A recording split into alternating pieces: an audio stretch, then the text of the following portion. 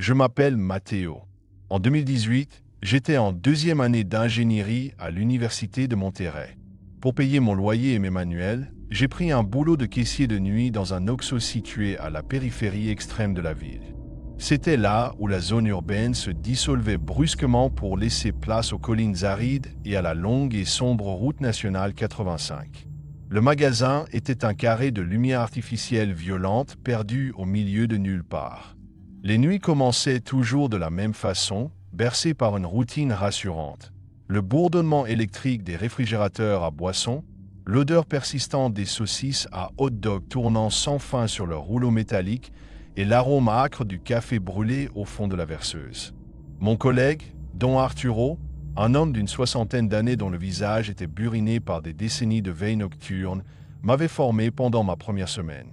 Don Arturo n'était pas un grand bavard, mais le dernier jour de ma formation, il a tenu à me donner quelques règles officieuses. Des règles qu'on ne trouve dans aucun manuel d'employé.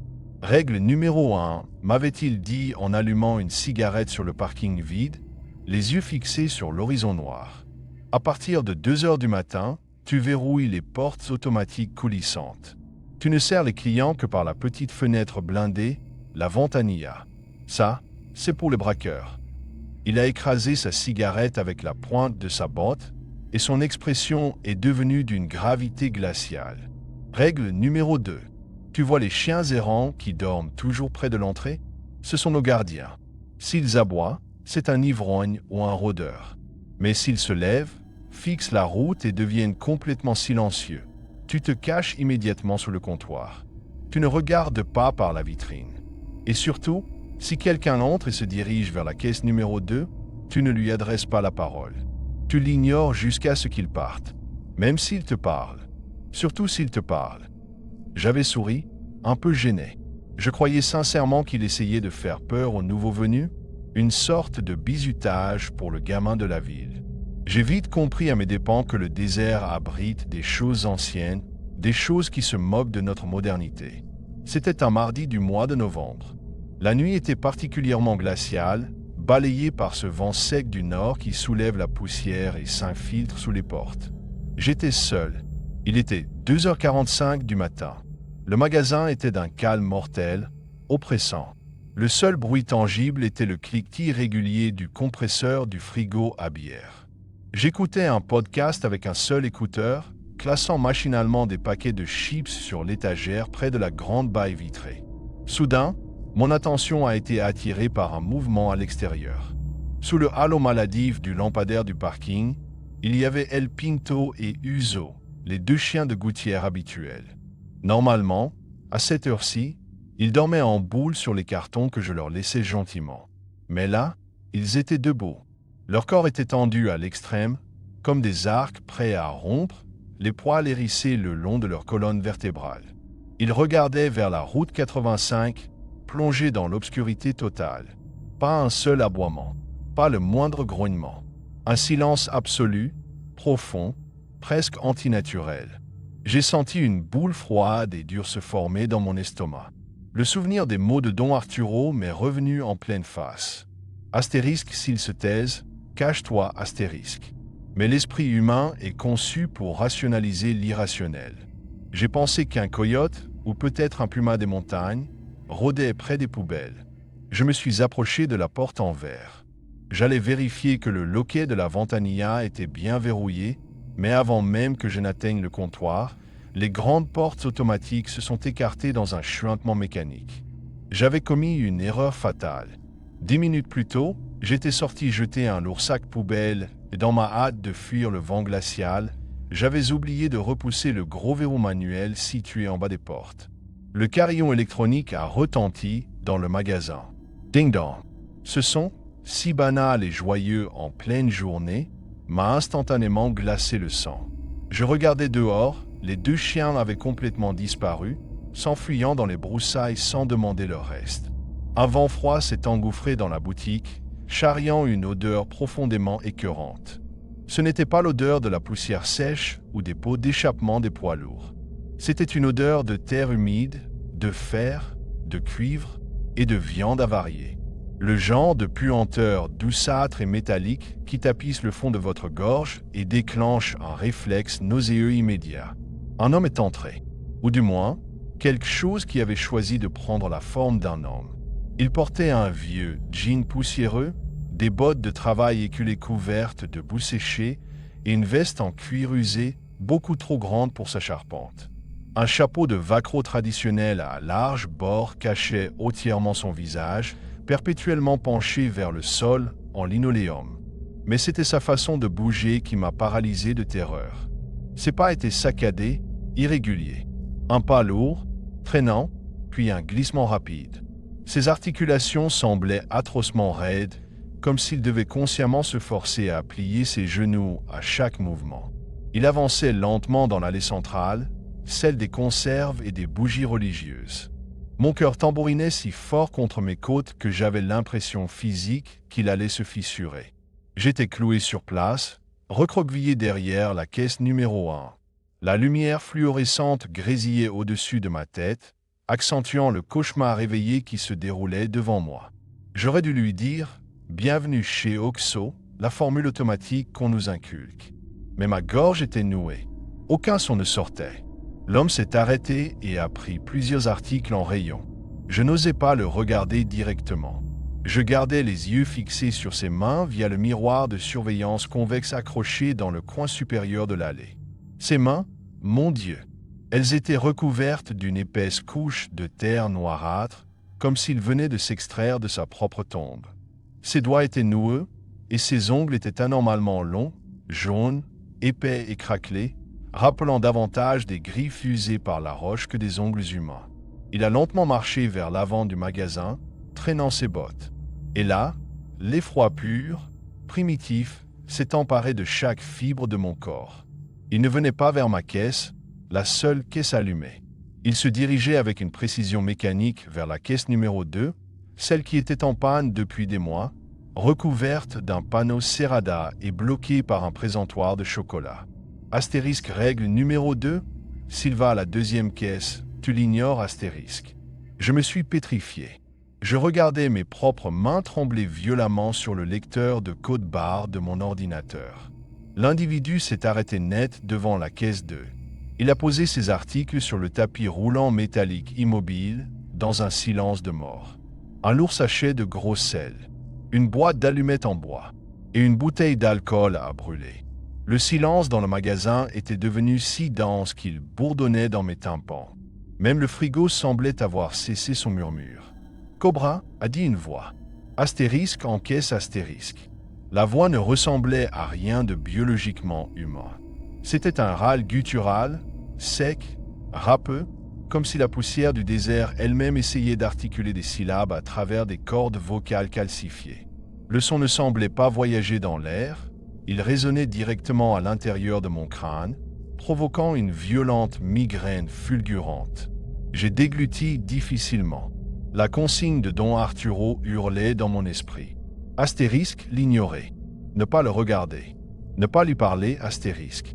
Mais la pure panique de l'entendre répéter ce son atroce a court-circuité ma raison. « Monsieur » ai-je bégayé d'une voix misérablement faible, les yeux fixés sur le clavier crasseux de ma caisse.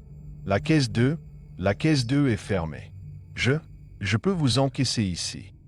Dès que j'ai prononcé ces mots, la température dans la pièce a semblé chuter de 10 degrés supplémentaires. L'odeur de cuivre et de mort s'est intensifiée jusqu'à me brûler les narines. L'homme ne s'est pas déplacé vers ma caisse. À la place, il a lentement, très lentement, tourné son cou vers moi. J'ai entendu un sinistre craquement d'os. Le chapeau empêchait toujours de voir son visage, mais je sentais physiquement le poids de son regard. Un regard lourd, prédateur, affamé. Je n'ai pas pu résister à l'instinct primaire de fixer la menace. J'ai levé les yeux. Sous le rebord du chapeau usé, il n'y avait pas de visage. Pas au sens où nous l'entendons. La peau était d'un blanc grisâtre maladif, tendu à l'extrême sur les os comme un vieux parchemin desséché. Mais il manquait les traits essentiels. Pas de nez, juste 2 fentes sombres et asymétriques. Pas de lèvres, seulement une déchirure horizontale irrégulière d'où suintait un liquide visqueux et noir. Et ses yeux, Ses yeux étaient immenses, d'un jaune ictérique, dépourvu de pupilles ou d'iris. Ils captaient et reflétaient la lumière du néon comme le font les yeux d'un prédateur nocturne dans les phares d'une voiture. Mais ils étaient emplis d'une malice intellectuelle insondable. Ce n'était pas un être humain. Le folklore de ma région regorge d'histoires murmurées sur les astérisques Nahual astérisques, ces sorciers capables de s'écorcher vifs pour prendre une forme animale, ou ces entités du désert qui enfilent la peau des morts pour approcher les vivants. J'étais face à l'une de ces choses. Une abomination archaïque qui essayait d'imiter un comportement humain. La créature a tendu sa main terreuse et a laissé tomber des pièces de monnaie sur le comptoir inactif de la caisse 2. Le tintement métallique a résonné lourdement, lugubre. Te pago con esto, a râlé l'entité. Astérisque, je te paie avec ça, astérisque.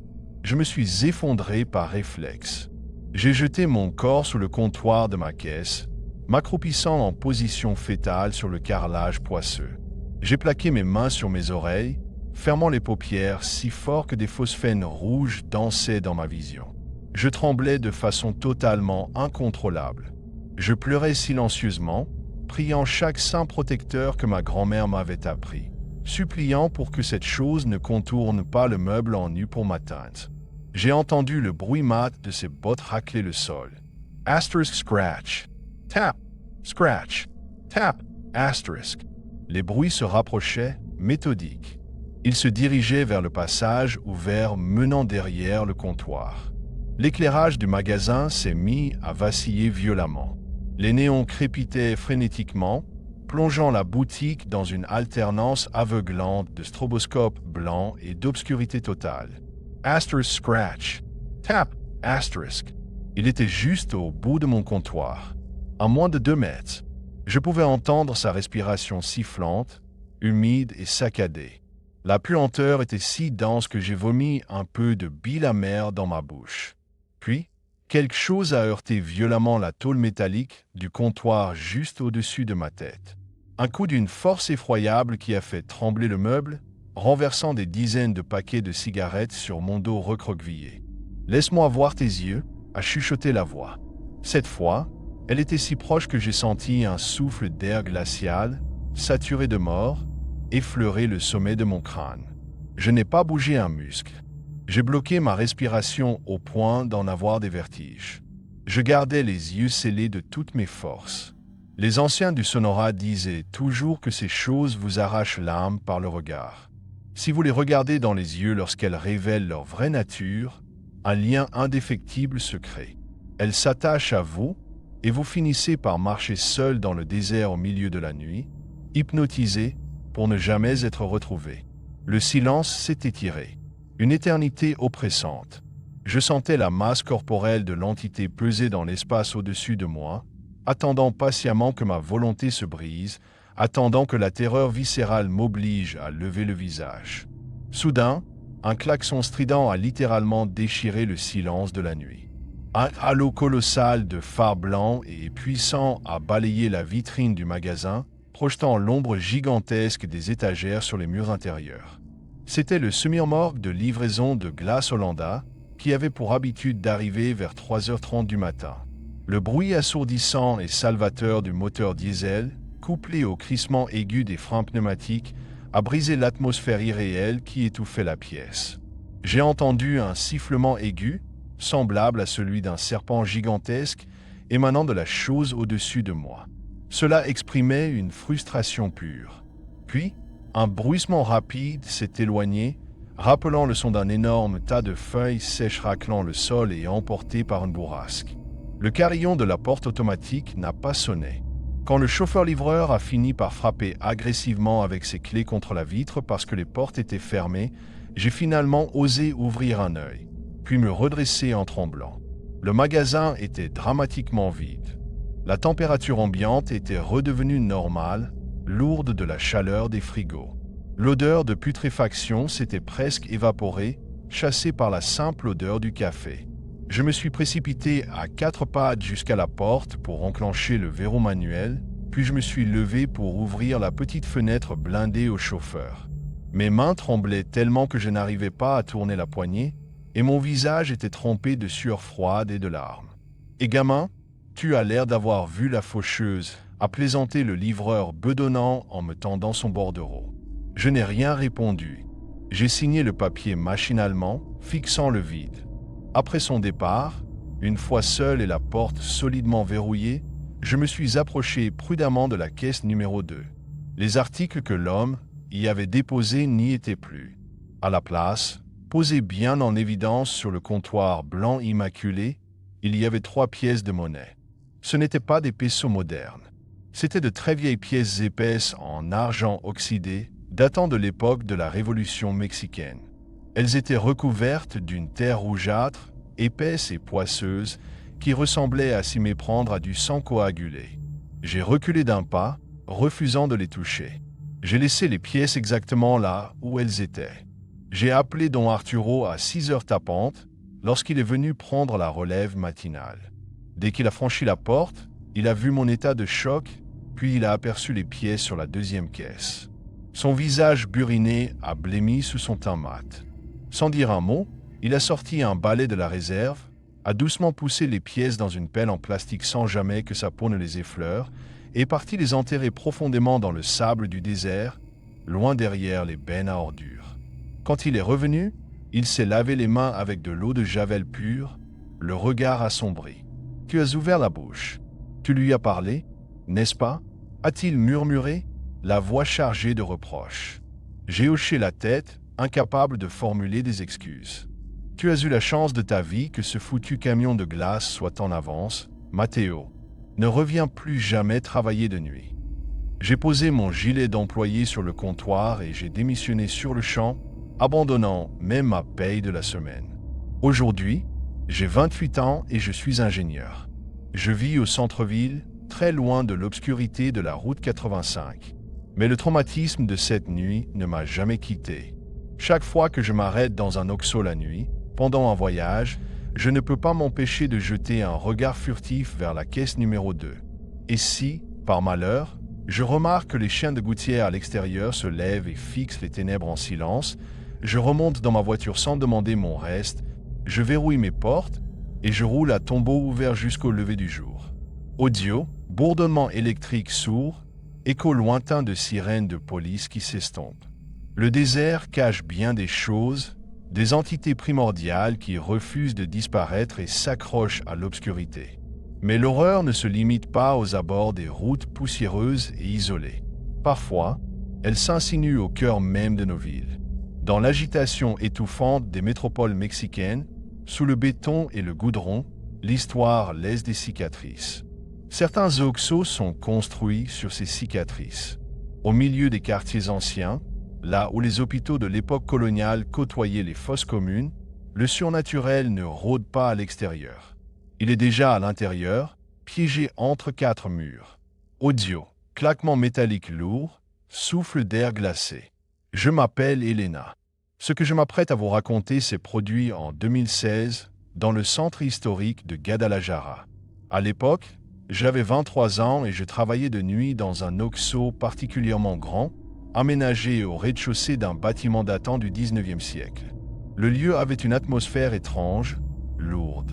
Les plafonds étaient anormalement hauts et l'agencement du magasin était tout en longueur, se terminant par ce que nous appelons le astérisque cuarto frio astérisque, la chambre froide. Pour ceux qui n'ont jamais travaillé dans ce genre de commerce, la chambre froide est une grande pièce isolée, située à l'arrière des frigos à boissons. C'est de là que nous réapprovisionnons les rayons en faisant glisser les bouteilles sur des rampes inclinées. C'est un endroit hostile. La température y est maintenue proche de 0, l'éclairage y est blafard, et surtout, le bruit des énormes ventilateurs et des compresseurs industriels est assourdissant. Quand on ferme la lourde porte métallique derrière soi, on est totalement coupé du monde extérieur. Mon collègue pour le quart de nuit s'appelait Carlos. Carlos était un vétéran de l'enseigne, mais c'était aussi un tir au flanc notoire.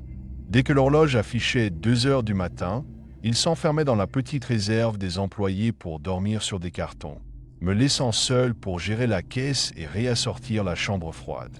Un soir de septembre, alors que l'air extérieur était lourd et saturé d'humidité, Carlos m'a tendu la grosse doudoune de l'entreprise avant d'aller se coucher. Mais avant de disparaître dans la réserve, Il m'a regardé avec une insistance inhabituelle. « Écoute bien, Elena, m'a-t-il dit, la voix couverte par la musique de la radio. Quand tu seras dans le astérisque Cuarto Frio astérisque pour remplir les bières, ne regarde jamais le magasin à travers les vitres. Jamais. Surtout pas après 3 heures. » J'ai froncé les sourcils, amusé par ce que je croyais être une légende urbaine stupide. Et pourquoi ça? Le gérant fantôme va me licencier? Carlos n'a pas souri. Ses yeux étaient sombres.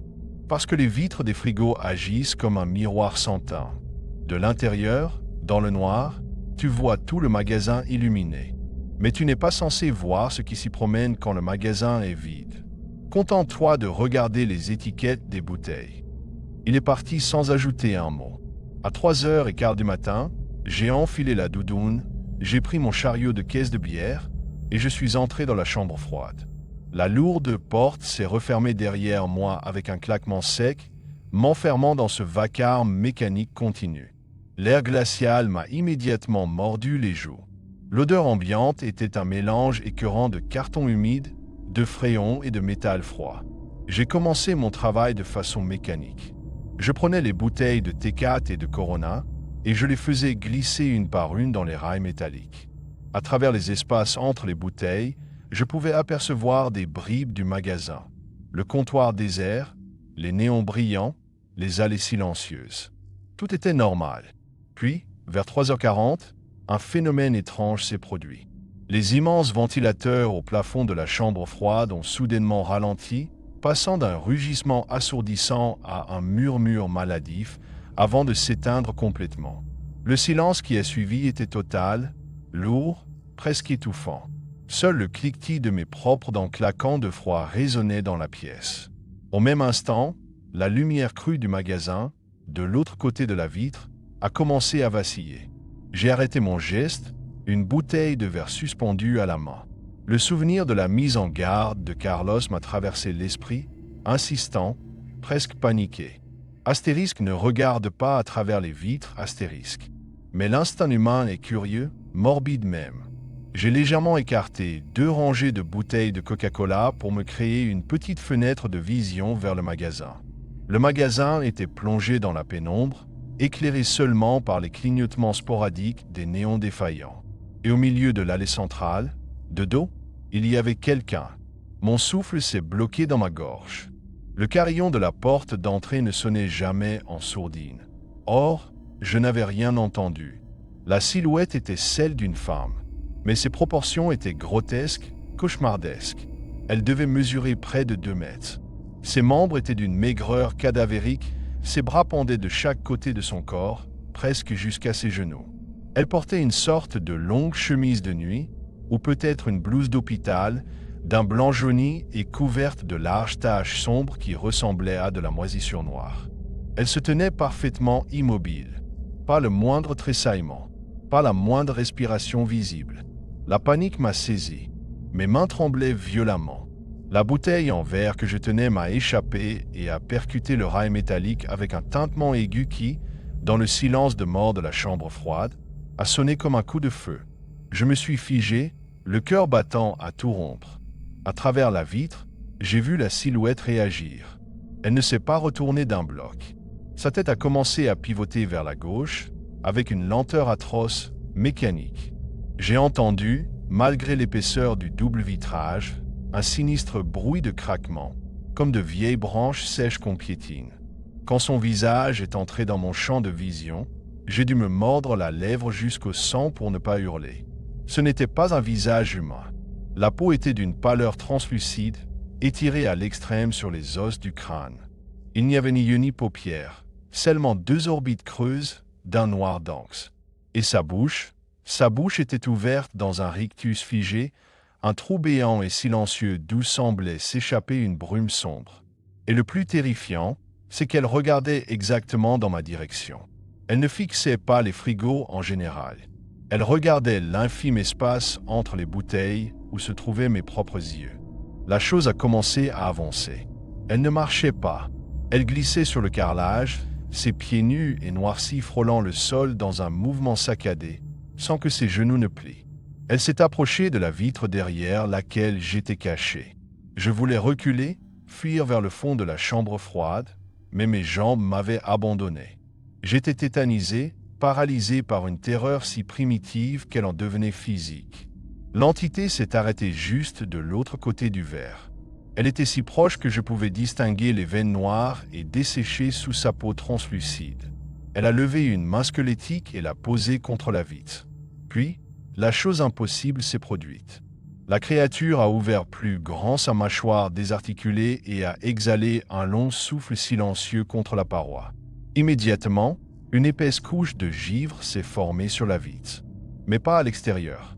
Le givre s'est formé astérisque à l'intérieur astérisque de la chambre froide, du côté où je me trouvais. Son souffle venait de traverser la barrière étanche de verre et de métal. La température de la pièce a chuté drastiquement. L'air est devenu si froid qu'il me brûlait les poumons à chaque inspiration terrifiée. La silhouette a soudainement tourné la tête vers la droite, fixant la direction du couloir qui menait à l'arrière-boutique. La direction de la porte d'entrée de la chambre froide. Elle s'est mise à glisser vers l'extrémité du rayon, disparaissant de mon champ de vision. Quelques secondes plus tard, j'ai entendu un bruit qui m'a littéralement glacé le sang. Le bruit lourd et grinçant de la poignée extérieure de la porte de la chambre froide que l'on commençait à abaisser. Clac, girr! Elle essayait d'entrer.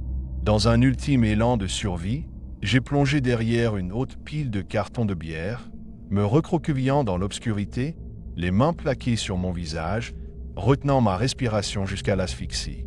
J'ai entendu le lourd joint magnétique de la porte se décoller dans un bruit de succion. L'air mortuaire s'est engouffré dans la pièce, accompagné d'une odeur de formol et de chair putréfiée. J'ai fermé les yeux en priant, m'attendant à sentir des doigts glacés se refermer sur ma gorge. « Elena? Bordel, pourquoi tu as éteint les ventilateurs ?» C'était la voix endormie et rauque de Carlos. J'ai rouvert les yeux, haletante. La porte était grande ouverte, laissant entrer la lumière chaude de l'arrière-boutique. Carlos se tenait là, frissonnant dans son t-shirt, l'air confus. Je me suis effondré en larmes, incapable de prononcer le moindre mot. J'ai couru hors de la chambre froide, bousculant Carlos, et je suis sorti en trombe du magasin pour m'effondrer sur le trottoir, tremblante et hystérique. Le lendemain, le gérant a visionné les enregistrements des caméras de sécurité pour comprendre pourquoi j'avais fait une crise de panique. Je me tenais derrière lui, terrorisé à l'idée de revoir cette abomination sur l'écran. Sur la vidéo à 3h40, on voyait très clairement les néons du magasin vaciller. On me voyait dans la chambre froide, lâchant la bouteille, puis reculant de terreur en fixant la vitre. Mais dans le magasin, il n'y avait absolument personne. Les allées étaient désertes. Cependant, il y avait un détail qui a fait pâlir le gérant et l'a poussé à éteindre l'écran immédiatement. Sur le moniteur de contrôle thermique de la chambre froide, affiché dans un coin de la vidéo, on pouvait voir que la température ambiante de la pièce, normalement réglée sur 2 degrés, avait chuté sans aucune explication mécanique à moins 25 degrés Celsius exactement à l'instant où la porte s'était ouverte. Je n'ai jamais remis les pieds dans ce quartier. J'ai appris plus tard, en faisant des recherches sur les archives de la ville, que le bâtiment d'origine avait été utilisé comme morgue d'urgence lors de l'épidémie de choléra du siècle précédent. Parfois, le mal n'est pas dans le désert. Parfois, il attend patiemment dans l'ombre et le froid, derrière un miroir sans teint, que vous ayez la curiosité funeste de croiser son regard. Audio, bruit de pluie tropicale, crépitement électrique. Les villes portent les cicatrices du passé, mais la nature, elle, abrite des horreurs bien plus anciennes. Dans le sud du Mexique, là où la jungle primaire borde les autoroutes, l'isolement prend une toute autre dimension. La nuit, le brouillard avale les phares et étouffe les cris. C'est là-bas qu'il faut se méfier de l'innocence, car certaines entités n'utilisent pas la force pour vous détruire. Elles utilisent votre propre compassion. Je m'appelle Diego. En 2021, je venais d'être père. Pour joindre les deux bouts, j'ai accepté un poste de nuit dans un OXXO sur la route fédérale 180, près de Catmaco, dans l'état de Veracruz. C'est une région saturée de mysticisme, connue dans tout le pays pour ses astérisques brugeaux-astérisques, ses sorciers et ses légendes ancestrales. Le magasin était un petit cube de lumière encerclé par une végétation dense, suffocante et menaçante.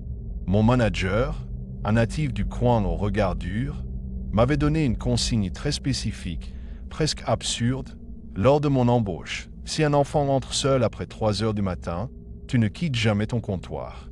Tu ne le touches pas, tu ne l'aides pas à attraper quelque chose en rayon. Et surtout, tu n'acceptes jamais ce qu'il te donne pour payer. Jamais. Je l'avais pris pour un fou superstitieux. Jusqu'à cette fameuse nuit de février. Il était environ 4h15 du matin. Un brouillard épais, typique de la région de l'Osthuxla, s'était abattu sur la route, rendant l'extérieur totalement opaque, comme un mur de coton sale. Les portes automatiques se sont ouvertes avec leur carillon habituel, laissant entrer des volutes de brume grise et une odeur écœurante de vase, d'eau stagnante et de végétation pourrie. Un petit garçon est entré. Il devait avoir 5 ou 6 ans, pas plus. Il portait des vêtements en lambeaux, complètement trempés, bien qu'il ne pleuvait pas. Ses pieds nus laissaient des empreintes de boue noire sur le carrelage immaculé du magasin. Mon instinct de père a immédiatement pris le dessus. J'allais contourner la caisse pour l'approcher, lui demander où étaient ses parents. Mais les mots de mon manager ont résonné dans ma tête comme une sirène d'alarme. Astérisque, tu ne quittes jamais ton comptoir, astérisque. Je me suis figé, les mains à plat sur la caisse. L'enfant s'est dirigé vers le rayon des jouets avec une démarche étrangement raide, presque désarticulée. Il a attrapé une petite voiture en plastique rouge et s'est approché de ma caisse. Sa tête restait baissée, ses yeux fixés sur le sol. 50 pesos, ai-je dit, la voix tremblante, luttant soudainement contre une envie irrationnelle de pleurer. L'aura qui se dégageait de ce garçon était étouffante. Une tristesse infinie mêlée à une malveillance pure et écrasante. Le garçon a lentement levé un bras grêle et a posé un petit ballot de tissu sale et noué sur le comptoir en acier. « El cambalache », a-t-il murmuré. Astérisque l'échange astérisque. Je n'ai pas bougé. Je savais que, dans le folklore de Veracruz, les astérisques Chanek astérisques des esprits malins de la jungle vous proposent souvent un marché. Si vous touchez leur monnaie d'échange, vous acceptez le pacte. Ils emportent alors votre âme, ou pire, celle de votre propre enfant, dans les profondeurs de la forêt. Je ne peux pas accepter ça, gamin. Il faut de l'argent. Ai-je bégayé, reculant d'un pas, terrifié. C'est là qu'il a levé la tête. Son visage m'a littéralement glacé le sang. Ses traits étaient ceux d'un enfant, mais sa peau était grise, boursouflée, comme s'il s'était noyé il y a des semaines. Ses yeux étaient 2 billes entièrement noires, dépourvues de sclérotique blanche. Mais le pire, le véritable cauchemar, ce fut sa voix. Quand il a ouvert la bouche, ce n'est pas sa voix qui en est sortie. C'était la voix de Astérisque, mon Astérisque fils. Mon petit Léo, qui dormait en sécurité à 30 km de là. « Papa, j'ai froid, papa. Ouvre la porte, il fait noir dehors. Viens m'aider, papa. » Le son de sa voix était si parfait, si déchirant, qu'une douleur physique m'a transpercé la poitrine. Mon cerveau savait que c'était impossible, mais mon cœur de père me hurlait d'aller le sauver. Au même instant, j'ai entendu des pleurs étouffés d'enfants provenir de l'extérieur du magasin, perdus dans le brouillard opaque de la route. « Papa, s'il te plaît » a gémi la voix de mon fils, résonnant à la fois dans la bouche de la créature devant moi et dans les ténèbres extérieures. L'enfant aux yeux noirs a pointé un doigt crochu, noirci par la tourbe, vers les portes vitrées. Il voulait que je sorte.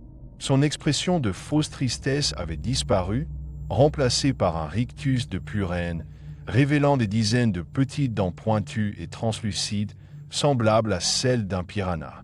Comprenant que je ne sortirais pas et que je ne toucherais pas son maudit ballot de tissu, la créature a poussé un sifflement strident, hideux.